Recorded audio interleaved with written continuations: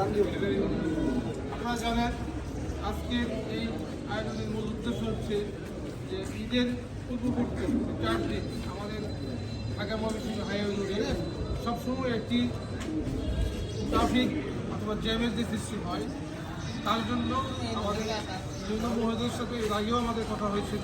তাদের প্রচেষ্টা স্বরূপ আজকে আমরা একটি ভলেন্টিয়ার নিয়োগের মধ্য দিয়ে যারা এই সেবাটাকে ওনাদেরকে সহযোগিতা করবে, এর মধ্য দিয়ে আমরা এই কার্যক্রমটাকে সহযোগিতা করার জন্য আজকের এই উদ্যোগ গ্রহণ করছি। আজকের এই উদ্যোগে যিনি উপস্থিত হয়েছেন আমাদের অত্যন্ত প্রিয় মানুষ, ভারতের ইতিমধ্যেই যিনি সবার কাছেই গ্রহণযোগ্য মানুষ হিসেবে পরিচিতি লাভ করেছেন, আমাদের ইউনুস মহোদয় সাহেব উপস্থিত, আমার অত্যন্ত প্রিয় ভাজন আমার চাচা মানব উপজেলা বিএনপি সংগ্রামী যুক্ত আহ্বায়ক মধু কাকা, এছাড়া উপস্থিত আমাদের ছাত্রদল, যুবদল, স্বেচ্ছাসেবক দল এবং শ্রমিক দলের সকল অঙ্গ সংগঠনের প্রিয় ভাইরা। আমার কথা হচ্ছে যে আজকের যে উদ্যোগটা আমাদের ইউনুস মহোদয় উদ্বোধন করবেন, যারা ভলেন্টিয়ার হিসেবে আছেন তাদের কাছে আমার অনুরোধ যে আপনারা রাষ্ট্রের যারা এই ট্রাফিক সার্জন নিয়ে যারা কাজ করছেন দীর্ঘদিন, তারা এই বিষয়টা অত্যন্ত ভালো জানেন।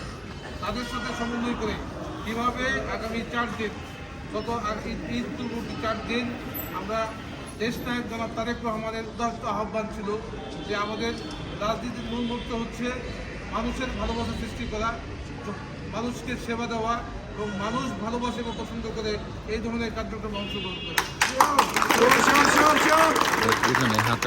আমাদের বিশ্বাস আমাদের যারা নেতৃবৃন্দ আছেন তারা এই ভলেন্টিয়ারদেরকেও সহযোগিতা করবেন, আইন মানবেন এবং ট্রাফিক ব্যবস্থাপনাতে আপনারা সর্বোত্তম সহযোগিতা করবেন।